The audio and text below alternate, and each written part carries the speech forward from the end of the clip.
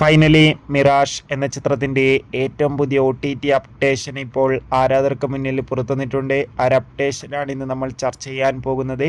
വീഡിയോയിൽ മുൻപ് video like ചെയ്യുക, ചാനൽ സബ്സ്ക്രൈബ് ചെയ്യാൻ വേണ്ടി ശ്രമിക്കുക. ആസിഫ് അലി, അപർണ ബാലമുരളി എന്നൊക്കെ പ്രധാന കഥാപാത്രങ്ങളായ ചിത്രമായിരുന്നു മിറാഷ്. ചിത്രത്തിന് വേണ്ടി ഏവരുമേറെ ആകാംക്ഷയോട് കാത്തിരിക്കുകയായിരുന്നു. അത്യാവശ്യം ഒരു അഭിപ്രായം ചിത്രത്തിന് തിയേറ്ററുകളിൽ നിന്ന് സ്വന്തമാക്കാൻ വേണ്ടി സാധിച്ചിട്ടുണ്ട്.